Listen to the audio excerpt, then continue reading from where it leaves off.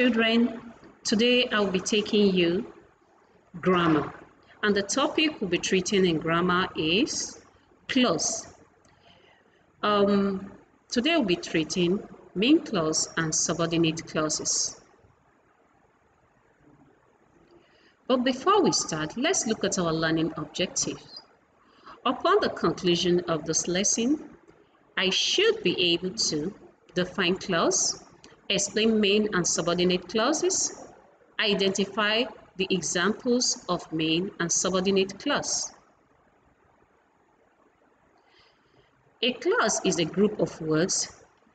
A clause is a group of words that has a finite verb and forming a part of sentence.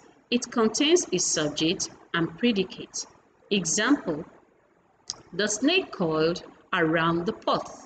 The snake coiled around the pot. She screamed and ran outside. She screamed and ran outside. These are examples of a typical clause. Main clause and subordinate clauses. The main clause expresses a complete sense. It is joined by a coordinate conjunction such as and, for, but, nor, or, yet, and so.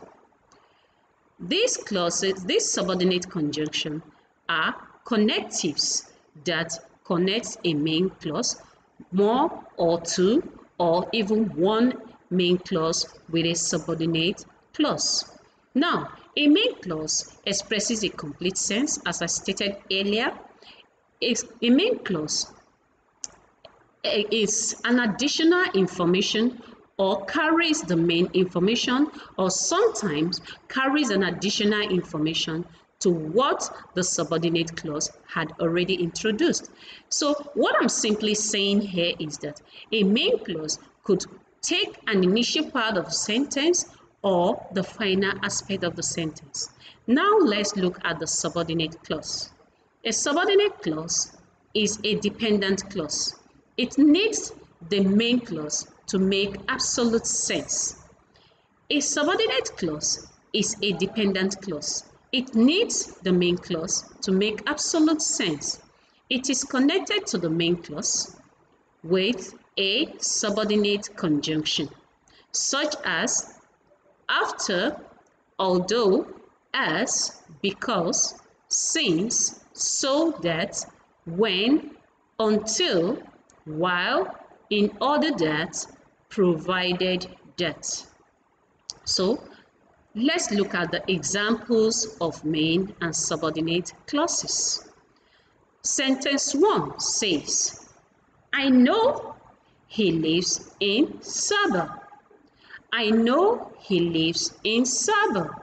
Here, he lives in Sabah is the main clause because it can stand on its own as a complete sentence. Sentence 2 states, I know where he lives. I know where he lives. In this sentence, where he lives is the subordinate clause because it cannot form a sentence nor stand on its own. It can only form a part of a sentence, and which depends on the main clause for a complete sense. Let's look at more examples of main and subordinate clauses. Subordinating conjunction. As we mentioned earlier, that another way you could recognize a subordinate clause is through the conjunction used. Now, as we have seen earlier in the other slide, that a coordinating conjunction connects two main clauses or connects a main clause and a subordinate clause. Now, we'll see this example. Shall we read? You may be disappointed. Look at the if in the box. If is the subordinating conjunction. You fail. If you fail is a subordinate clause. Now, if you look at what if you remember what I told you earlier, I stated that A clause, a main clause or a subordinate clause could come at the initial or the final aspect of the sentence. Now, in this example below, the subordinate clause came at the initial with the subordinating conjunction as the beginning. Now look at the box. You will see if. If you don't cry, if you don't try, you are doomed. If you don't try, you are doomed. Now, the subordinate clause here is if you don't try. Now it's separated with a comma.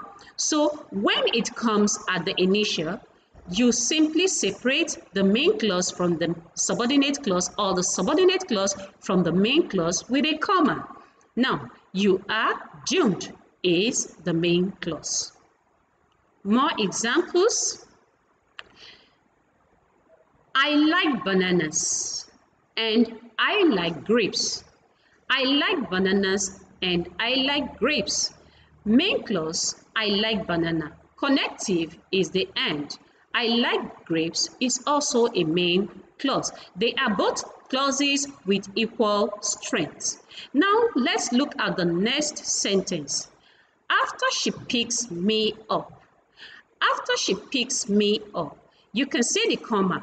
Just as I said earlier, I said when it occurs at the initial, there's usually a comma separating it from the main clause. After she picks me up, there's a comma. Mommy is taking me to buy shoes. Now, the subordinating conjunction here is after, and after takes the initial aspect of the sentence. So because it is at the initial, we have to separate it from the rest of the sentence with a comma. Then the main clause stays, Mommy is taking me to buy shoes. Now, if you look at the sentence, you will find out that Mommy is taking me to buy shoes can stand on its own. But when you say, after she picks me up, someone would definitely ask you, what next? So you see that in some instance, the main clause is an additional information to a sentence. And sometimes the subordinate clause also provide same, but they are not clauses of the same strength. The main clause carries the main aspect of the sentence, which makes more sense. Now we look at the next example. I met her in Paris. I met her in Paris. This sentence could stop there and make a complete sense. Now in this aspect, where I lived as a small child, where I lived as a small child is an additional information to the already information we had of I met her in Paris. So if you need to look at it very well, you find out that here the subordinate clause is at the final aspect of the sentence, and here there is no comma.